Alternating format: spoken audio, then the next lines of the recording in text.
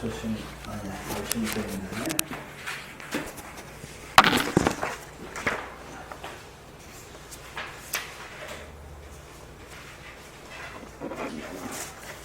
지금 어디 할 차리죠?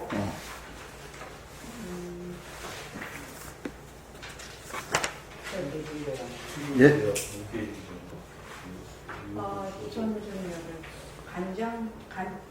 간참을 심하건 수일제지 거기까지 했고, 시인, 생환희 시인. 빨심 수행장에 하나, 둘, 큰 단원 둘까지 했어요. 그 다음에 이제 간참어문 그거 했는데? 심하건 했어. 행자, 내가 그때 안 왔는데. 행자라망, 구피상피, 함께 읽죠.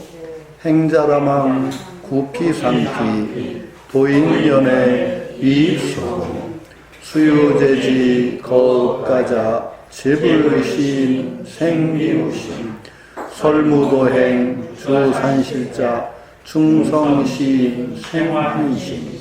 여기까지 선하죠. 행자라망이라고 하는 건 행자가 수행하는 자라 말이죠. 이제 행자가 그 비단 옷 입는다 소리입니다. 비단 옷 입는 것은 구피, 상피, 개가 피, 입을 피자니까 상피, 호랑이 가죽 뒤집어 쓴 거와 같고, 도인 연회, 도인이 어떤 세속에 대한 그 마음을 못 끊고 그 그리워하는 그런 마음을 갖는 것은 위입서궁, 위는 고슴도치 위자입니다. 위입서궁, 그 고슴도치가 쥐구멍에 들어간 것과 같다, 이런 표현입니다. 그러니까 행자, 수행하는 사람의 근본이라는 건 뭐냐? 일단은 그 끄는 겁니다. 그러니까 하다못해 유학에서도 논어에 보면 이런 말이 있어요. 사유회거, 선비로서 악의 약식을 부끄러워하는 사람, 나쁜 음식, 나쁜 옷을 부끄러워하는 사람은 더불어 말할 수가 없다. 말할 건덕지가 없다. 사유회거, 부족이위 사이. 선비로서 편안한 것을 꿈꾸고 그걸 그리워하면은 그 선비라고 할 수 없다, 이렇게 얘기합니다. 그러니까 선비라든지, 선비도 그렇습니다. 선비는 그래도 좀 덜하지요. 세속에 나가서 뭘 하려는 뜻을 품은 사람. 스님, 행자, 말하자면 여기 스님을 이렇게 다르게 표현한 거죠. 수행하려는 사람이라는 것은 뭐예요? 일단은 자기 모든 에너지를 수행에 쏟기로 결단을 내린 사람이에요. 그런 사람이 어떤 비단 옷 입고 그런 것을 꿈꾼다는 것은 정말로 이건 전혀 어울리지 않는다, 이런 얘기를 하는 거죠. 그러니까 일단 도심을 낸다, 도를 향한 마음을 낸다는 것은 굉장히 중요한, 말하자면 일종의 초세간이라고 얘기하죠. 초세간이라고 하는 것은 세간을 일단 떠난다는 겁니다. 초세간, 출세간, 초세간. 뭐 출이라는 표현을 쓰고 초라고 하는 표현을 쓰지만, 넘어설, 벗어날, 나갈 출, 넘을 초. 이걸 일단 그 마음이 근본이 되는 겁니다. 그 근본에서부터 시작하는 건데, 거기에 있음 그 마음을 근본으로 할 사람이 어떤 악의 약식, 좋은 옷 입는 걸 그리워하고 좋은 음식 그리워한다는 것은 정말 개가 호랑이 전혀 그 코끼리 가죽 쓰는 거나 마찬가지니까, 코끼리 가죽은 쓰지만은 본질은 개란 말이죠. 그러니까 행자라는 거죽을 하고 있지만 전혀 맞지 않는 얘기다라는 거죠. 그러나 저는 여기서 늘 원효 스님 얘기하고 좀 반대 측면 얘기하죠. 그러면은 좋은 옷이나 그게 일반적으로 나쁜 거예요? 그거 나쁜 거 아니에요. 근데 그것을 목표로 할 때가 문제입니다. 우리가 생활을 하고 우리가 살다 보니까 잘 살아주고 부자가 됐다. 부자 부끄러운 거 아니에요. 그런데 부자가 되기를 목표로 한다는 것 자체는 이건 방향이 틀린 거예요. 이게 중요해요. 우리가 어디에 방향을 뒀느냐?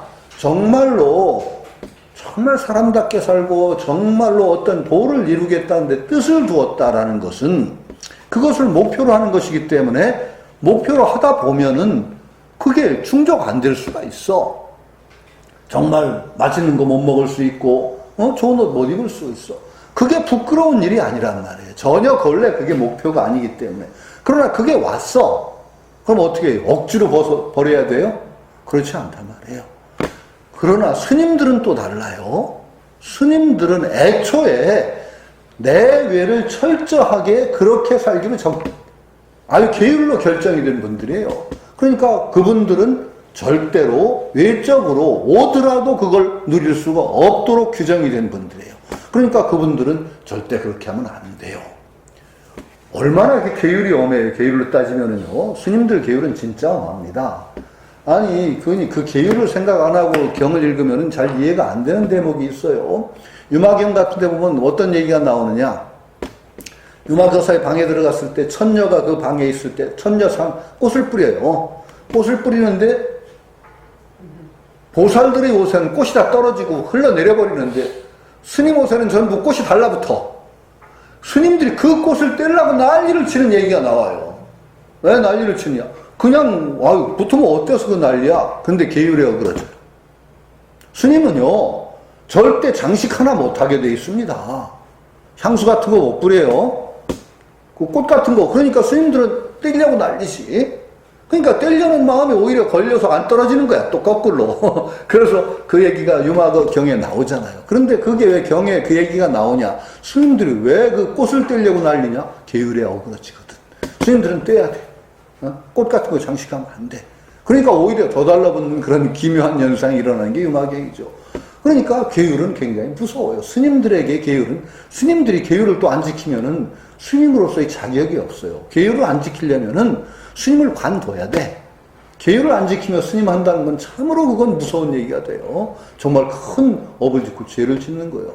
그러니까 지금 원효 스님 이 글을 읽고 있지만 원효 스님은 굉장히 파괴를 했어요. 그렇죠? 설청 아들을 뒀잖아요. 여섯공주. 그 스스로 스님이기를 반납했어요. 여자하고 잤다. 그걸 어기는 그 계율은요, 가볍게 참회하고 넘어갈 수 있는 계율이 아니에요. 그건 바라이죄라고 그래요. 바라이죄. 바라이죄라고 하는 건 뭐냐? 한 번이라도 범하면 승려 자격이 박탈되는 게예요. 바라이계라는 거는. 그러니까 음계를 범했다. 여자하고 잤다. 이것은 승려 자격이 없어져요. 그건 면할 수가 없어요. 그건 용서가 안 되는 계율이에요. 참회하고 뭐 어떻게 해서. 그러니까 원효 스님은 그 뒤로 스님이 아니에요. 그 여섯공주하고 동침한 뒤에는 스스로 스님 아니라고 그랬어요. 예? 그 무예거사죠. 무예거사. 그 무예거사라고 스스로 하고 그럼 박을 치면서 노래를 권하고 대중에게 포교해서 스님 행세를 안 했어요. 무서운 거예요. 계율은. 그건 외적으로 우리가 지켜야 될 게 있어요. 그런 거죠. 그러니까 행자라만 구피상피라는 것은 정말 이거 굉장히 무서운 얘기가 되죠. 도인이 어떤 세속적인 그 그리움을 끊지 못한다는 것은 고슴도치가 쥐구멍에 들어갔다. 이 고슴도치가 쥐구멍에 들어간 거 우리가 상상을 해보세요. 고슴도치는 털이 이렇게 났어요. 쥐구멍에 들어가면 빠져나오지를 못해요. 이제 털이 예? 그렇죠. 그러니까 아주 정말 곤궁한 채, 완전히 그래서 오도 가도 못하는 그 기막힌 처지가 쥐구멍에 그 고슴도치 들어간 거죠. 근데 거꾸로 생각하면 그 화두하고 공부하는 사람이 정말 화두창구가 정말 막바지에 몰려가지고 정말 오도 가도 못하는 때가 있단 말이죠. 그걸 쥐가 속불에 들어갔다라고 얘기해요. 쥐가 후퇴가 잘 안 돼요. 속불로 쥐덫을 만들어요. 이게 점점 이렇게 좁아지지. 쥐가 들어가면 후퇴가 안 됩니다. 그게 잡히는 거예요. 그러니까 이제 화두가 정말로 깊이 들어가면 어떻게 되느냐. 그렇게 돼요. 놓을래야 놓을 수가 없어, 이제 화두를. 그러니까 쥐가 속불에 들어가서 꼭 잡힌 것처럼 정말로 멈추고 뛰지도 못하고 정말 죽을 찌게 들어가는 게 마지막에 그러다가 이제 그 화두타통이 되고 보통 그런다고 하더라고요. 그런 경험을 한번 해보시면은 그걸 느낄 수 있어요. 이거 위입석으로는 좀 표현이 다른데 갑자기 쥐가 소불에 들어가는 서각에 이제 들어가는 그 얘기가 생각이 나네요. 이런, 아마 그 일심행 보살님이나 다 그런 경험을 해보셨을 것 같아요. 백봉 스님도 그 얘기 하시더라고요. 무자 화두를 들었는데, 그냥 이 양반은 정말 생무식한 분이거든요. 무식하게 들었지. 그건 나중에는, 해도 안 되고, 죽겠더래, 나중에. 내가 이거 들고 있다가 이거 죽겠다 싶어서 이제 화두를 놓으려고 그랬대. 이거 버려야 되겠다. 아, 그랬더니요. 놔줘야 말이지. 놓으려고 그랬더니 더 찰떡같이 달라붙어가지고, 정말 나중에는 죽는 줄 알았대요. 백선생님 그러시더라고요. 그 화두 아주 그냥 무자, 그때 그 느낌을 그러시더라고요. 그때 느낌이 정말 파란 짝대에 바치라면은 그냥 칼로 그냥 파란 짝대에서 바치겠더라. 그러시더라고요. 오른팔은 말고 왼팔로. 농담을 잘 하시거든. 오른팔은 밥 먹는데 불편하잖아. 그러시면 웃으시던데, 그 심정을 솔직하게 얘기한 것 같더라고요. 오른팔 자르면 밥 먹는데 불편할 것 같아서. 아니요, 선생님, 그 농담하실 때면 재밌어요. 우리하고 이제 유성 도량에 있을 때 갑자기 우리 청순하고 갑자기 앞에 와서 누우시더니, 니들은 낮이 좋나, 밤이 좋나? 낮이 좋다, 밤이 좋다, 뭐 그러니까. 선생님은 어떠세요? 나는 밤이 좋다. 아, 왜요? 그랬더니, 술 마시고 아무 데나 오줌 쌀 수 있거든. 자, 선생님 그런데 그때도 그때 절실한 마음을 얘기하셨을 거예요. 파란 짝대라면 정말 해가 스님이 참 파란 짝 잘랐잖아요. 그래서 소림사 그 전통이 단수 합장입니다. 소림사 스님들은 합장을 이렇게 안 합니다. 그 전통에. 이 해가 스님의 그 정신을 기려서 이 합장을 한 손으로 해요. 소림사 나중에 그런 전통이 좀 있었다고 그래요. 그러니까 해가 스님처럼 파란 짝 떼서 바칠 마음이 나셨다 할 정도니까 얼마나 절실했겠어요. 그러니까 그게 쥐가 손불에 가서 잡히는 격이야. 물러나지도 나가지도 못하고 꼭 잡혀가지고 정말 죽게 생긴 그런 경우가 있다고 하더라고요. 그러니까 그때 그러다가 선생님 그때는 정말 눈이 수북히 쌓여가면서 청선하셨다고 그래요. 그때 방광까지 하셨는지 누가 올라왔다고, 마을 사람들이 올라왔대요. 무슨 호원하게 방광을 해가지고서는 그런 얘기가 일화가 있어요. 하여튼 그때 갑자기 위입서궁하니까 그 얘기가 생각이 나네요.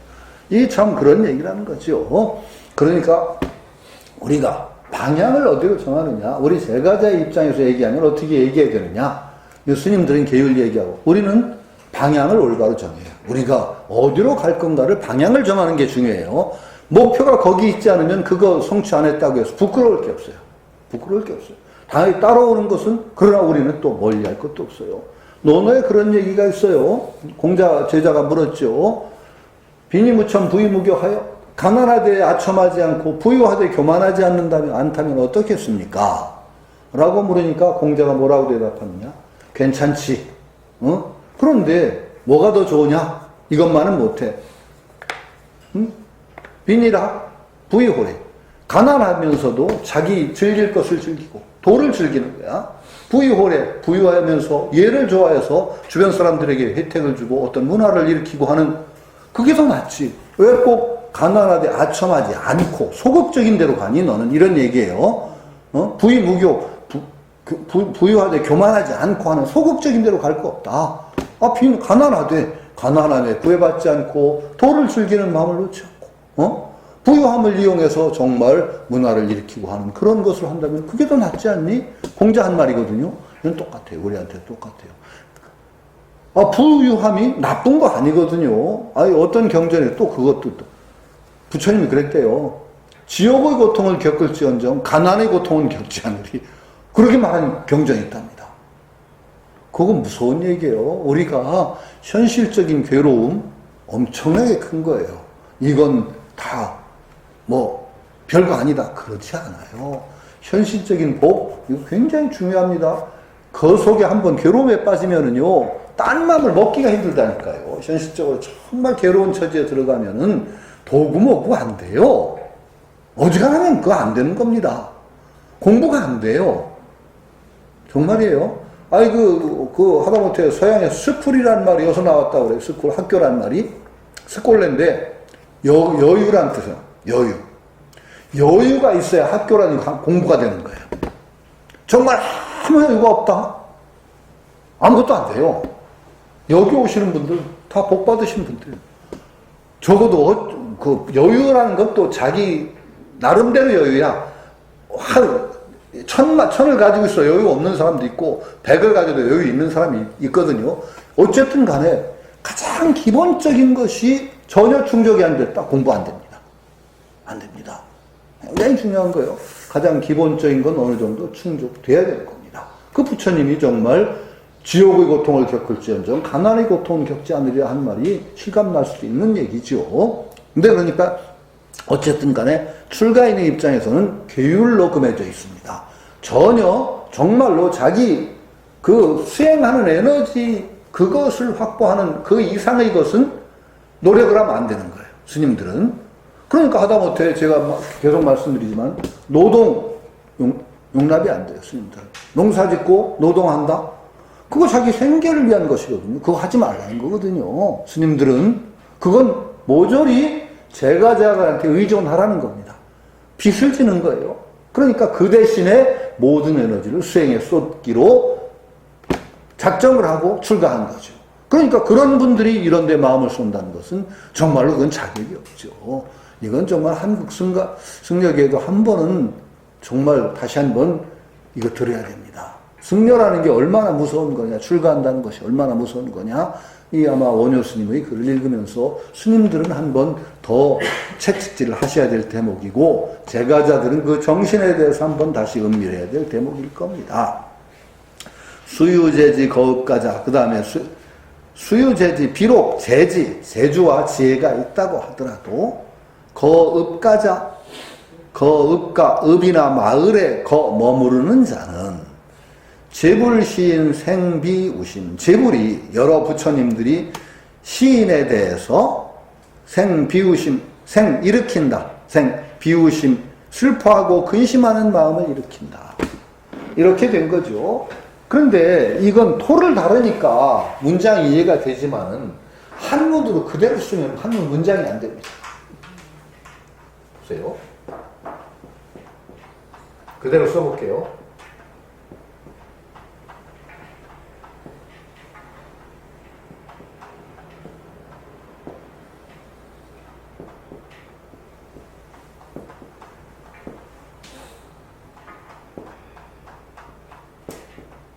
그냥 한문을 쓰면 재불시인 생비우심. 우리는 지금 친절하게 현토를 해서 재불이 시인의 생비우심이다. 그러니까 이해가 되는데 한문만 그대로 수긍하면은 이게 문장이에요. 재불시인 생비우심. 문장이 안 돼요. 이건 한문으로 쓰면 어떻게 되느냐. 재불이 생비우심, 원래 동사가 앞에 들어갑니다. 생비우심어 시인. 이렇게 씁니다. 재불이 주어예요. 생비우심, 비우심을 낸다. 누구에 대해서? 이 사람에 대해서. 이렇게 써야 됩니다. 재불 생비우심어 시인. 이렇게 써야 맞아요. 갑자기 재불 시인 이러면 이게 문장이 안 돼요. 중국 사람이 이거 읽으라면 중국 사람 이해 못할 거야, 아마. 재불 시인 생비우심. 재불 시인이라는 건 그냥 병렬로 읽어야 되거든요. 재불 시인. 재불과 시인이 생비우심이라? 이거 말이 안 되죠. 그러면 뭐 하다못해 시인을 중간에 넣으려면은 재불이 대어 시인, 뭐 이 사람에 대해서라든지 이렇게 중간에 넣으려면 이렇게. 그러니까 이게 한문으로 읽으면은 이게 문장이 안 돼요.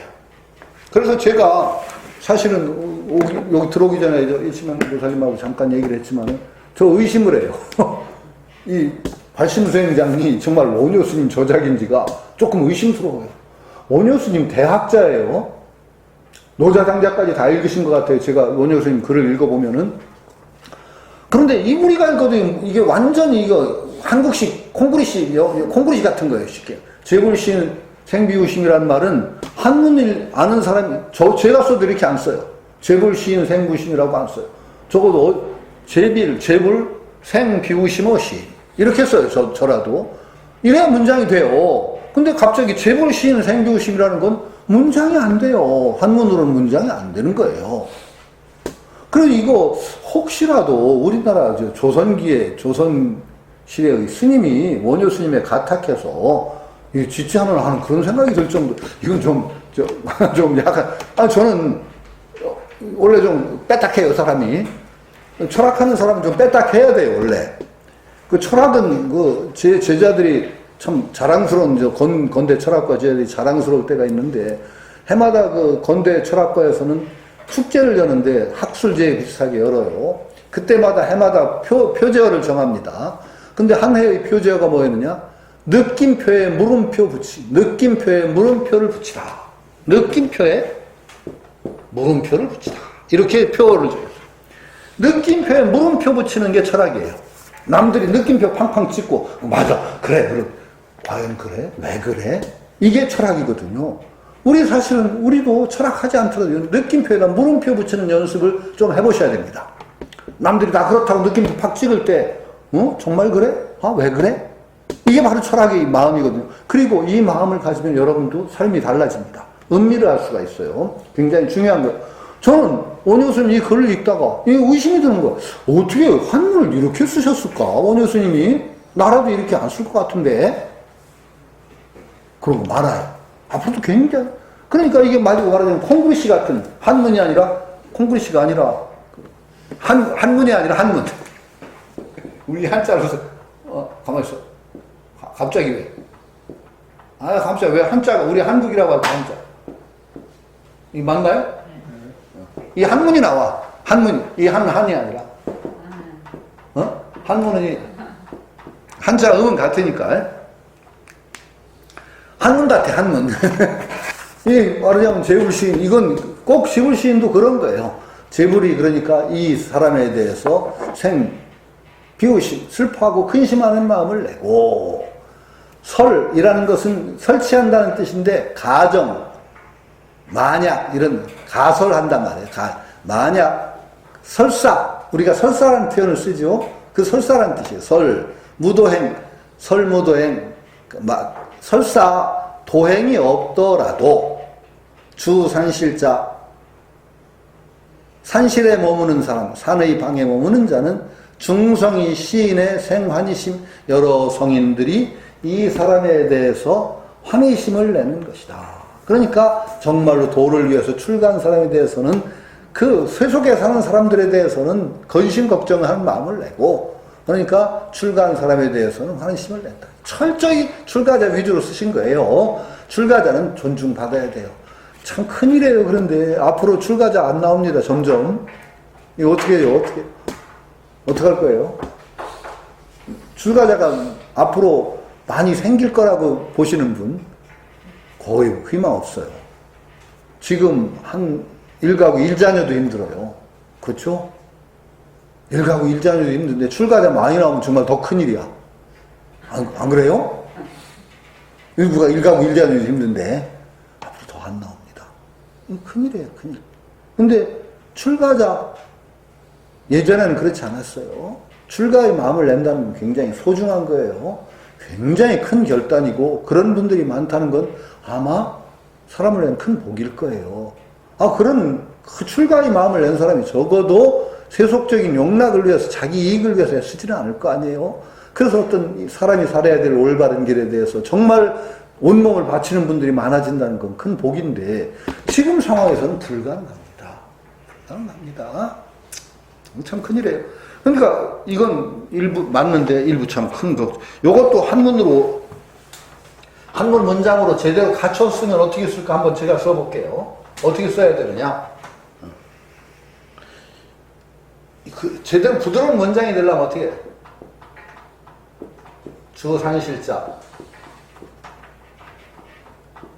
주산실자가 산실에 머무는 자가 설무도행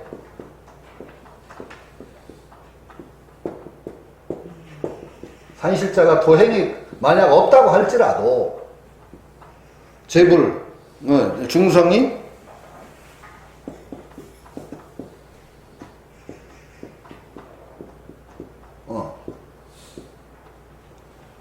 생환희심 어시 환희심 어시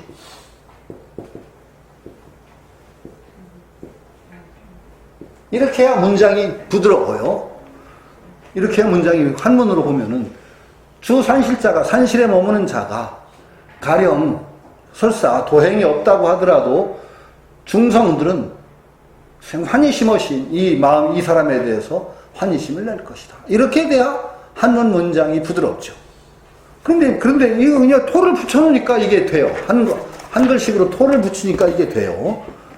준산실자는, 설무도행, 인하. 이걸 벌써 인하가 붙으니까 그 이해가 돼요. 설무도행 주산실자라고 하면 이게 또 문장이 잘 안 돼요. 설무도행 주산실자? 문장이 안 되는 거예요. 중성시인 생환이신. 이것도 문장이 안 되는 문장이라는 건 거의 아마도 한문 좀 읽은 분들은 이 토를 안 붙여놓고 읽어보면 확실히 드러나요. 이게 그러니까 이게 그 이두가 그 신라시대부터 있었죠. 있었나요? 이두가? 있었죠. 그러니까 이두를 붙여서 한문을 쓰셨나? 그렇게 되면 이거 그러나 한문 문장으로 보면 이거 정말 이상한 문장이라고 볼 수 있죠. 그 뜻은 우리가 드러나죠. 자, 그 다음에 계속 제가 이런 얘기하면 이거 좀 약간 읽어가면서 그러나 글 내용이 나쁜 건 아니니까 우리가 글 내용으로 읽으면 돼요. 문장은 좀 이상한 글 문장으로 이상한 문장으로 따지면은요 진짜 이상한 글이 정말 제가 읽다가 이건 정말 참 읽기 힘든다는 글이 원각경 같은 거. 원각경은요 한문으로 읽으려니까 안 들어와요 뜻이죠. 무슨 한문이 이런 한문이 다 있나 싶어요. 원각경 그래요. 그래서 스님들이 주석한 것도 보니까 대충 막 해놨어. 그러니까 한문으로는 이게 안 돼. 그러니까 뜻을 통해서 이런 생각을 가지고 썼을 거라고 해서 이렇게 이해를 하니까 원각경이 풀이가 되지. 원각경 한문으로는 풀이가 안 됩니다. 그러니까 번역도 이런 번역은 그래서 원각경 같은 경우는 아마도 중국에서 만들어진 경이 틀림없을 것 같은데 그것도 이상하게 만들어진 경 같아요.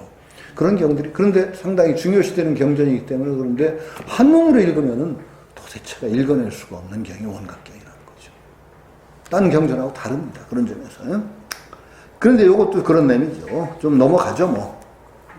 그 다음에 읽어보죠. 수유제학 무계행자 여보소도이 불기행 수유근행 무지혜자 요광동방 이행서행 유지인소행 증미작반 무지인소행 증사작반 공지끽식 이위기장 부지학법 이계치심 행지구비 여거이륜 자리이타 여조양이 불지학법이 개치심 부지학법이 개치심. 예. 그 다음에 더 해야 되나? 가만히 있어. 행지구비 여거 이륜 자리이타 여조양이. 두 번 들어가지? 자리이타 여조양이. 예, 많이 하죠. 자, 수유제학. 비록, 이건 읽었네요. 수유제학, 비록 제학, 제주와 학식이 있다고 하더라도, 무계행자, 계행이 없는 자는, 계율과 실천, 행이라는, 합붙일 수 있고, 계행이라는 건 계를 지키는 실천, 이렇게 볼 수도 있습니다. 계행이 없는 자는, 여보소도의 불기행, 여보소도의 불기행, 뭐와 같다. 보소도라는 것은 보배가 이끌어준다. 보배가 이끌어주는데 불기행, 실천을 일으키지 않는 것과 같고 행이라는 건 가려고 하지 않는 것과 같다. 요건 그런데 번역이 지금 제가 여기 초할심 자격문 번역한 걸 대충 이렇게 한번 보니까 전에 보면서 이 한문도 이상하게 번역을 했어요. 보소도라는 건 보배가 이끌어준다. 보배가 유혹을 한다. 보배가 이리 오라고 하는데 거기를 안 가는 것 같다. 이런 소리예요. 보배가 이끌어준다는 것은 보배가 끈다. 돈은 이끈다. 보배가 이리 오라고 하는데도 거기로 안 가는 사람과 같고 불기행, 수유근행, 부지런한 근행이라는 건 부지런한 실천이에요. 부지런한 실천이 있다고 하더라도 무지혜자, 지혜가 없는 자는 요광, 동방, 이향서행. 동방, 동쪽으로 가려고 하면서도 향서행, 서쪽으로 향하는 것과 같다. 그런데 이 문장도 그래요. 대개 하는 것과 같다는 식으로 하려면 어떻게, 여자가 반드시 붙어야 됩니다. 같을 여자. 그러니까 수유제약이나 무기행자는 여자가 붙었죠. 보소도, 보배가 이끌어도 불기행. 무지혜자는 그 수유근행이나 무지혜자는 지혜자, 지혜가 없는 자는 그 문장을 그대로 해석하면 어떻게 되느냐? 동방으로 가고자 하면서 서방으로 가는 것이다. 간다. 이렇게 돼요. 여자가 붙어야, 그러니까 앞에도, 고요 앞에도 여자가 붙었다고 봐야 될 것 같아요. 가려고 하는 것과 같다. 동방으로 가려고 하면서도 사실은 서방으로 가는 것과 같다. 지금 두 개를 강조하고 있죠. 두 개를 강조하는데 뭐뭐를 강조했어요? 한편으로는 계행을 강조했습니다. 다른 한편으로는 지혜를 강조했습니다. 그러니까 이거 굉장히 중요한 두 측면이죠. 계행이 없으면 어떻게 돼요? 전혀 가기 시작이 안 돼요. 시작이 안 돼요. 근행이라고 하는 데는 계행이 들어가요. 부지런한 실천에는 계행이 들어가요. 그러나 또 부지런한 실천 속에 계도 들어갑니다. 실천이 있다고 하더라도 지혜가 없으면 어떻게 되느냐? 동쪽으로 가려고 하면 서쪽으로 가는 거 같아요. 동쪽을 가려고 바라기는, 동쪽을 바라는데 가기는 서쪽으로 가는 것 같다. 그래서 언제나 그 의천우 스님이 얘기했듯이 지목과 행적이라고 그랬어요. 지는 눈이에요. 실천은 발이에요. 지목행족. 지목행족이 갖춰져 있어야 바로 가요. 그렇죠? 그러니까 수요 제약은 있어도 근행이 없는 사람은 발이 없는 거야. 그렇죠? 그 부지런한 실천 없으면은 제약이 있는 것은 지가 있는 거예요. 재주와 학문이 있다는 건 지가 있으니까 눈은 있어. 그런데 발이 없어요. 그렇죠? 그러니까 보소도 보배로 이끌어도 가지를 않는 사람, 갈 수가 없죠. 발이 없으니까. 행족이 없어버리니까. 행족이 없어요. 그러니까 보배로 이끌어도 갈 길이 없어. 왜? 발 자체가 없으니까. 실천이 없는데 어떻게 가요? 그 다음에 수유근행이나 무지혜자는 어떻게 돼요? 지목은 있는, 아니, 근행은 있는, 행족은 있는 거야. 그런데 지목이 없어. 지목이 없으면 어떻게 돼요? 방향물. 그러니까 꼭 동쪽으로 가려고 하면서 서쪽으로 가는 거나 마찬가지다. 이건 정말 우리가, 이건 기본적인 논리로서 이건 잊지 말아야 돼. 지목과 행족을 갖춰야 돼요. 언제나 지목과 행족을 갖추지 않으면은 진짜 아무것도 일어나지 않아요. 지혜가 있어도 발이 없으면 갈 수가 없고, 발이 있어도 지혜가 없으면 엉뚱한 방향으로 가요. 이 두 개는 가장 필수예요. 필수. 지목, 행족을 갖춘다. 그러니까 공부하는데도 지금 여기 이제 정진도 하시고 그럴 때 언제나 이 두 가지가 함께 가야 돼요. 선생님이 정직연 가져야 된다. 직연 나는 걸 그렇게 강조하신 이유도 저는 가끔 생각하는데, 직연이 안 서면은 정말 거꾸로 가요. 참 거꾸로 가는 사람들이 많아요. 공부용과 가가참. 백봉순행 8번. 그래요. 정말 직연 한숙을 하면은요, 정말 거꾸로 가요, 거꾸로. 그러니까 모든 정말로 좋은 말이 거꾸로 독이 돼. 거꾸로 해석해. 이상한 해석을 해가지고 거기에 걸려 넘어지고 그러니까 직연이 바로 쓴 사람. 근데 나중에 그 직연도 이제 궁극이 아니면 버려야 되는데, 과정의 직연이 굉장히 중요하단 말이죠. 그리고 부지런한 실천, 직연과 어떤 정지심이 있으면은 가는데, 이 둘 중에 하나가 빠지면 절대 못 간다는 거죠. 지목과 행족이 언제나 갖춰야 되는 것이다. 이렇게 되는 거죠. 그러니까 요건 의천 스님, 교관겸수를 주장했어요. 교관겸수라고 해요. 진울 스님은 정협상수예요. 정협상수나 교관겸수나가 정신으로는 상당히 비슷한 정신이에요. 언제나 지목과 행족을 갖추는 것, 그것이 필수적이다. 그러니까 요걸 얘기하면, 제약이 있어도 계행이 없는 자는 행족이 없는 사람이요. 수유근행이나 지혜가 없는, 부지런한 실천이 있어도 지혜가 없는 자는 눈이 없는 사람이야. 지혜의 눈이 없는 사람이니까 동방으로 가려고 하면서 향수행, 서쪽으로 가는 거와 똑같이다. 그렇죠? 그러니까 서쪽으로 가도 뭐 지구는 둥그니까 자꾸 나가면은 한 바퀴 돌아서 올 수는 있을 텐데 되게 돌아서 못 오고 중간에 빠져 죽을 겁니다. 안 돼요. 정말 위험해요. 유지인소행은 지혜가 있는 사람의 실천하는 많은, 요것도 여자가 붙여야 돼요. 같을 여자가 붙어야. 정리작반, 쌀을 찌어서 밥을 만드는 거와 같고 짓는 거와 같고, 같을 여자가 붙는 게 좋아요. 문장이. 그냥 유지인소행은 유지인이 실천하는 것은 쌀을 찌어서 밥을 짓고, 문장은 그냥 읽으면 그렇게 되니까 곤란해요. 쌀을 찌어서 밥을 만드는 거와 같고, 무지인, 지혜가 없는 사람의 하는 바는 여정사작반, 여자가 여기도 붙었다고 봐야 돼요. 정사작반, 여자가 안 붙으면 말이 이상해져요. 왜 이상해지냐? 무지인이 하는 것은 그대로 여자가 안 붙고 해석해볼까요? 같은 여자를 안 넣고. 지혜가 없는 사람이 실천하는 것은 모래를 찧어서 밥을 만든다. 야, 신통력이네요. 그죠?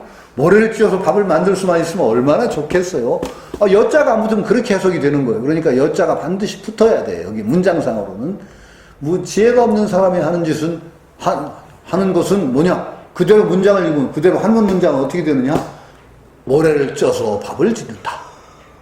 모래를 쪄서 밥을 짓는다가 돼요. 그럼 모래를 쪄서 밥을 짓는 사람은 대단한 신통력을 가진 사람이니까 문장상으로. 그러니까 마치 모래를 쪄서 밥을 짓는 거와 같다. 그렇게 문장을 만들려니까 같을 여자를 발할 욕자가 집어내요. 욕, 정사이 작반. 마치 모래를 찧어서 밥을 짓고자 하는 거와 같다. 그러니까 욕 정도가 붙어야 돼. 같을 여자와 욕, 발할. 요게 붙어야 문장이 됩니다. 그냥 마치 욕 정사이 작반, 모래를 찧어서 밥을 짓고자 하는 거와 같다 정도 문장이 돼야, 이렇게 해야 문장이 제대로 되는 건데, 그냥 원효스님 한국식으로 쓰신 것 같아요. 원효스님 썼다면. 그런데 이 정사작반, 맞아요. 그러니까 그 중에서도 굉장히 중요한 게 이 지가 중요해요. 공부 거꾸로 해요. 지가 없으면 공부 방편 전부 거꾸로 써먹어요. 그 방편이 다 걸려요. 그리고 그 방편이 안 되고 장애가 돼요. 마음 장애. 아주 무서워요.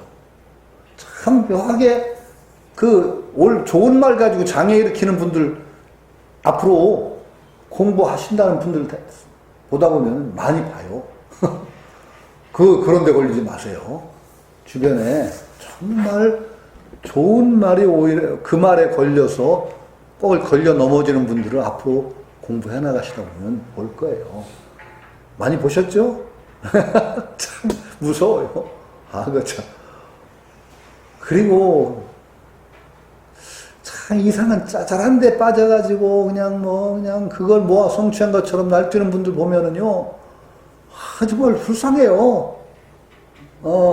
제가 예전에 그 정신세계사에 인연이 있을 때, 그때 사장이 이제 동창일 때, 갑자기 저한테 그 정신세계라는 그 책을 계속 내면서 거기에다 한 꼭지 글을 써달래요. 글 제목이 돈과 도야.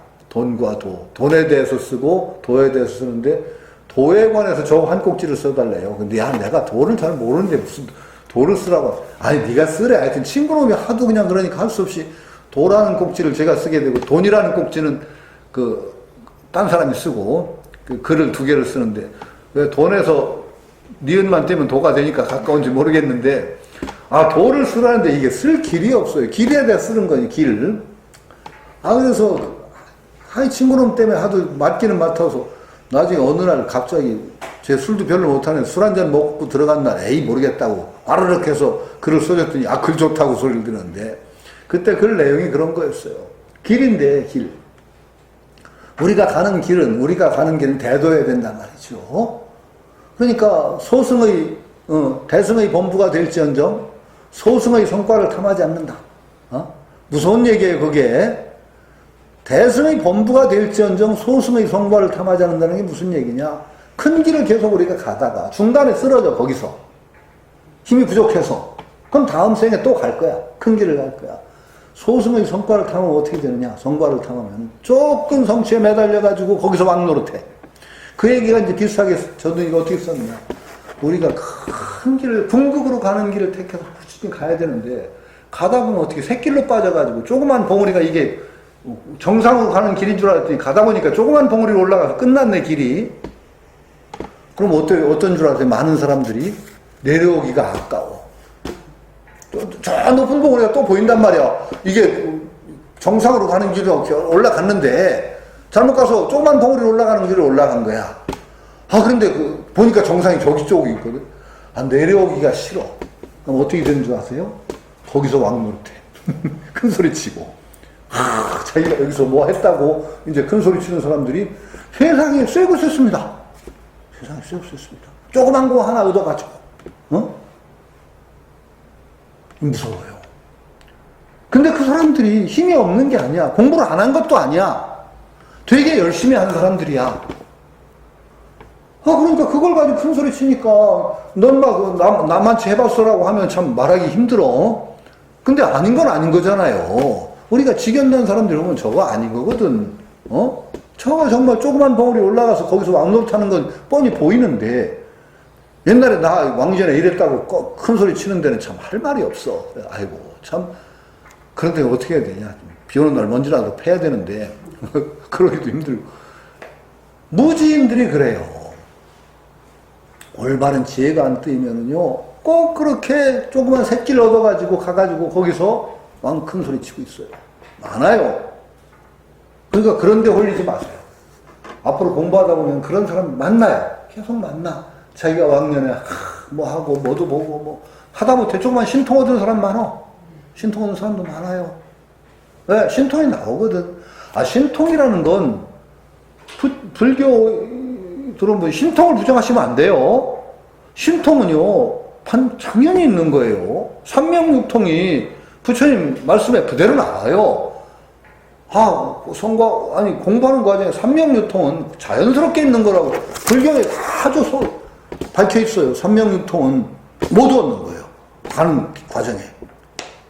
그러니까 신통을 부정하면 불자아니에요. 부처님이 인정한 거예요. 삼명육통은. 근데 삼명육통이 목표가 되고, 그런 삼명육통에 못 미치더라도 조그만 어떤 뭐 얻었다고 큰 소리 치는 사람들 정말 무섭게 병 걸린 거예요.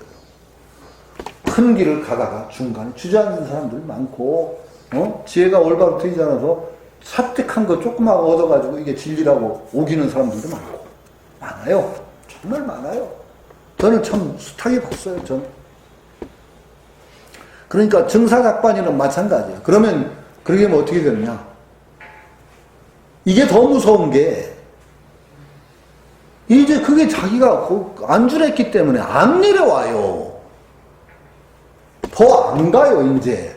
차라리 자기가 부족하다는 걸 아는 사람들은 꾸준히 가기라도 하는데, 이제 거기 올라가서 뭐 정말 무지하면서도 뭐 얻었다고 하는 사람들은 안 내려와요. 그러니까 이게 더 큰 문제예요. 이게 정말 구제불능이 되는 거예요. 그 무서운 얘기가, 유마경 읽어보시면 이제 나오죠. 유마경은 용서가 없는 경전이에요. 소승에 대해서 정말 용서 없이 그냥 가차없이 내려쳐버려요. 그래서 유마경에는 아라한을 뭐라고 표현했어요? 썩은 종자라고 했어요. 불종자를 썩혀버리는 사람들이라고. 아라한을. 무서워요. 아라한이 대성통곡하는 대목이 나옵니다. 부처님 10대제요. 썩은 종자라는 거야. 불종자를 썩혀버렸다는 거예요. 왜? 차라리 아라한이 안 된 사람 부처될 가능성이 있는데, 아라한은 부처 종자를 썩혀서 부처 못되게 됐다는 겁니다. 그래서 대성통곡을 합니다. 이거 무슨 얘기입니까? 이게 바로 그 얘기예요. 아라한이란 내가 뭔가 이뤘다는 데 매달려서 더 안 나가면은 부처 못 되는 거예요. 썩은 종자예요, 썩은 종자. 물론 유마경의 가르침은 굉장히 극단적으로 자기 성취에 매달려서 더 안 나가는 사람들을 진력으로 얘기한 거예요. 나중에 대승이 좀 더 이제 발전하면은 해삼귀일 그래가지고 다 그걸 용서해요. 그래서 성문 연각 고살이 한 부처되는 길로 일불승으로 간다. 한술에 타고 가는 거예요. 성문, 아라한이 성문이에요. 연각 고살. 전부 한술에 불승을 타고 간다고 법화경 같은 데는 다 얘기합니다. 유마경은 용서를 안 해요. 소승의 그 잘못된 배단을 가차없이 치거든. 가차없이 치는데 거기에 딱 아라한이 걸리네. 아라한과를 얻었다. 안 내려와요. 아라한에서 부처 안 돼요. 이게 무서운 거예요. 증사작반 이상이죠. 정말로 대승에 대한 올바른 견해를 세우지 못하면 부처 되기를 포기하는 거예요.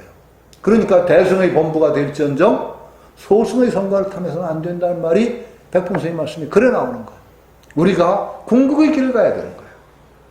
큰 길을 가서 정말로 궁극으로 나가는 길을 가지 않고 조그만 데 머물게 되면 정말로 더 이상은 안 나가요.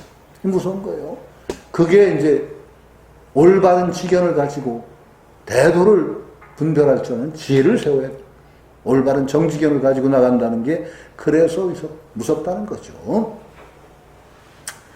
공지 모두 다 안다. 함께 안다는 말이에요. 함께 안다. 뭘 알아? 끽시기 위 기장 줄인 창자를 위로 안다. 위는 여튼 달랜다는 말이에요. 끽씩 밥을 먹어서 이위 기장 줄인 창자를 달랠 줄은 알면서 부지 학법 이계 치심. 뭘 모르나? 법을 진리를 배워서 어리석은 마음을 고칠 줄은 모르는구나. 어리석은 마음을 고칠 줄은 모르는구나. 정말 모든 사람이 밥 먹어서 줄인 창자 육체 달랠 줄은 알아. 그러나 육체보다 더 소중한 그 치심 마음 고칠 줄은 모른단 말이죠. 그 맹자도 얘기했다고 그랬죠. 제가 참 그런데 유학이라도 다 통해요. 맹자가 학문지도 못하 국이방심이 그랬어요. 학문의 길은 딴 게 없다. 잃어버린 마음 찾는 게 학문이다 그랬어요. 놓아버린 마음 찾는 게 학문이다. 학문의 길은 맹자가 얘기한 거예요. 그러면서 맹자가 뭐라고 얘기하느냐? 사람들이 자기 닭이나 개 잃어버리면 열심히 찾으면서 마음 잃어버리고는 찾을 줄을 모른다. 얘기했어요. 그러면 또 얘기한 게 맹자. 사람이 무명지가 좀 꼬부라져가지고 안 펴져. 이게 별로 사는데 지장 없어. 무명지. 좀 꼬부라져서 안 펴져. 그런데 그 꼬부라진 무명지 펴주는 의원이 있다면 천리를 멀도 않고 가서 고친대. 예? 그렇죠? 예? 그런데 마음이 삐뚤어져가지고 사람이 갖춰야 될 마음을 못 갖추고서는 고칠 줄을 몰라. 이 얘기예요. 되게 우리 사는 짓이 그래요. 이제 우리 한번 볼까요? 마음이 소중하다는 얘기는 그렇게 하면서 마음에 대해서 신경 쓰는 시간은 얼마나 되나 하루에. 사람이 육체에 대해서 신경은 참 엄청 씁니다. 건강법도 많고 건강이다면 안 하는 짓이 없고 여자들은 이뻐진다면 안 하는 짓이 없죠. 그런데 마음에 대해서는 그 소중하다는 마음에 대해서는 얼마나 신경. 바로 이 얘기예요. 육체 밥 먹어서 줄인 창자 달랠 줄 알면서 진리를 배워가지고 어리석은 마음 고칠 줄은 모르는구나. 맹자간 탄식하고 똑같아. 지금 얘기가. 맹자는 이걸 작은 몸이라고 하고 육체를 작은 몸이라고 하고 마음을 큰 몸이라고 했어요. 큰 몸 신경 안 쓴다. 왜 그렇게 신경 안 쓰냐? 학문의 길은 마음 찾는 거 그것밖에 없는데 닭이나 개 놓치고서는 찾을 줄 알면서 마음 놓치고는 찾을 줄은 모른다. 이런 얘기를 한 거랑 똑같아요. 그 다음에 행지구비, 행과 지를 굽이 함께 갖추는 것은 거 일윤 수레의 두바퀴와 같고 자리이타 자기를 이롭게 하고 남을 이롭게 하는 것은 뭐예요? 여조양 새의 두 날개와 같다. 이 참 굉장히 행지구비는 앞에 얘기했어요. 행과 지를 함께 갖추는 것은 수레의 두 바퀴와 같다. 아까 지목행족을 갖추지 않으면은 나갈 수가 없는 거예요. 나간다고 하더라도 엉뚱한 방향으로 가니까 행지구비는 수레의 두 바퀴와 같다. 행지와 절대 한 바퀴로 갈 수 없는 것과 같고. 그 다음에 좀 중요한 게 뒤에 자리이타는 여조양이에요.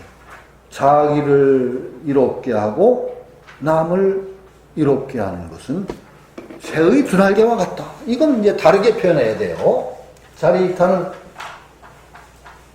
뭘 얘기하는 거냐? 지혜와 자비예요. 자비와 지혜.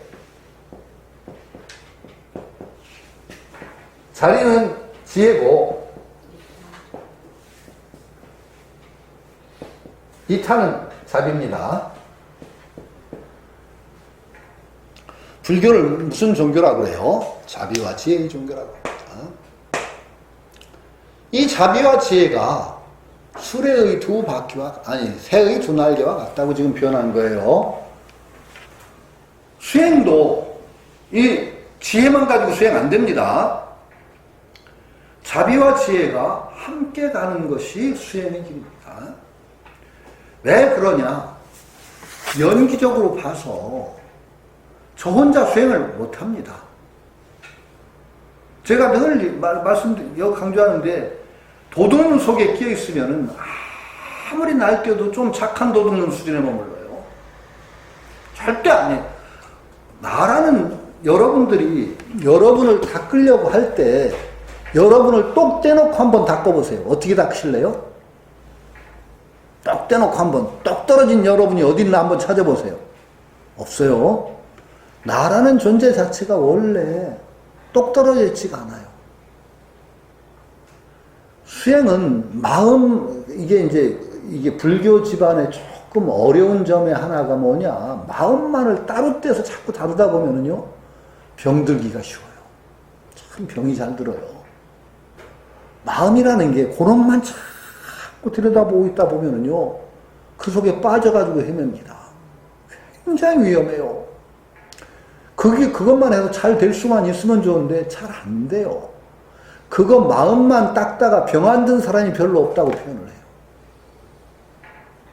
마음이 굉장히 소중한데 그것만 따로 닦기가 정말 힘들어요. 그리고 대개 마음만 따로 닦는 사람들이 병 걸린 사람들이 많아요. 신병이라고 그래요. 마음병. 그래서 가장 안전한 길이 뭐라고 했느냐? 일을 통해서 마음 닦는 게 안전한 길이에요. 제일 안전해요. 일을 통해서 마음을 닦는 게. 모습을 잘 굴리자가 저는 그래서 굉장히 중요하다고 봐요. 일을 통해서 마음을 닦는 거예요. 모습을 통해서. 마음만 따로 닦기가 잘 안 된다는 겁니다. 그러면 일을 통해서 마음을 닦으려고 생각을 해보세요. 어떤 일이 나 혼자만의 일이 있어요? 없어요. 집에 들어가면 벌써 나 혼자가 아니에요. 내가 훌륭한 자기가 된다는 건 어떤 거예요? 훌륭한 애들은 훌륭한 가족 일원이 되는 거예요. 훌륭한 아빠 노릇하고, 훌륭한 자식 노릇하고, 훌륭한 남편 노릇하고, 이게 바로 일을 통해서 마음 닦는 거예요. 안 그래요? 여러분 혼자만 딱 떨어져서 아무도 상관없는 자기를 한번 닦으려고 해보세요. 그런 실천이 없어요. 벌써 나는 가족의 일원이요, 사회의 일원이요, 국가의 일원이요. 그러니까 내가 훌륭한 자기가 된다는 길이 어떻게 되느냐? 이를 통해서 마음을 닦기를 작정하면, 모습을 통해서, 모습을 잘 굴리려고 생각하면 어떻게 굴려야 돼요? 훌륭한 애비로 굴리는 거예요. 훌륭한 자식으로 굴리는 거예요. 훌륭한 국가 일원이 되는 거예요. 그렇죠? 훌륭한 사회, 이렇게 되는 거예요.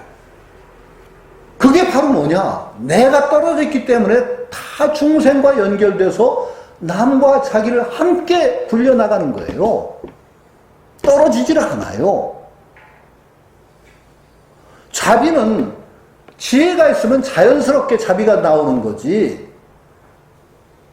자비 지혜가 떨어져 있은 적이 없어요. 무서운 얘기예요. 이제 보세요. 모습을 잘 굴리려고 생각하시면 이렇게 돼요. 모습이라는 게 원래 그렇게 연기적으로 연결되어 있어요. 자연스럽게 돼요. 이렇게 되면은요, 병이 적어져요. 마음만 따로 닦으려고 하면 마음속에 헤매. 이제 이게 마음이라는 게 워낙 잘 속여, 또 이게 현혹이 잘 돼. 그래 마음만 닦다가 마음병 들으면 약도 없어요. 이게 참 무서운 병들이 많아요. 그런데 이렇게 일을 통해서 마음을 닦고 모습을 통해서 마음을 닦으면요 병이 더 적어요. 그리고 자연히 어떻게 되느냐? 자비와 지혜를 함께 추구해 나가는 새의 두 날개와 같은 길을 함께 추구하게 되는 장점이 생겨요. 무서운 겁니다. 이거 잊지 마세요. 제가 이제 그 장점이 있어요. 가끔가 사람이 장단점이 다 있는데 저는 이제 그 빼딱한 게 장점인데, 빼딱한 게 참 나쁜 점도 되지만 장점이 돼요. 모든 거에서 왜 그러냐를 따져봐야 돼요. 정말로 하나 이렇게 갈고리를 가지고 이렇게 보면은요 안 보이는 게 보이는 데가 있어요. 자리와 이타. 백홍 선생님이 그런 얘기 다 예견하고 하셨겠지만은 그 모습을 잘 그리자 이런 도리가 숨어 있어요. 숨어 있어요. 고속해. 여러분 모습은 절대 여러분만으로 존재한 적이 없어요. 여러분 혼자 아무것과 상관없이 존재한 적이 있나 한번 열심히 반성해 보세요. 없습니다. 나라는 존재 자체가 원래 그런 거예요. 원래 그렇게 중중연기 속에 있어요.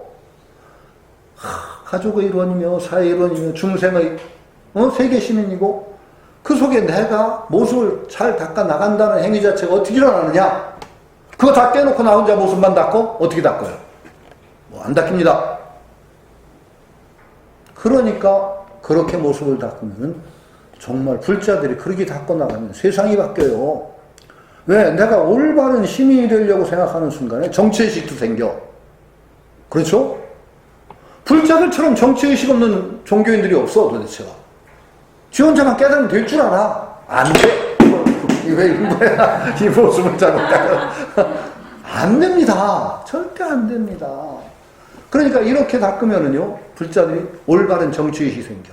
올바른 사회의식도 생겨. 그러면 불교가 달라져요.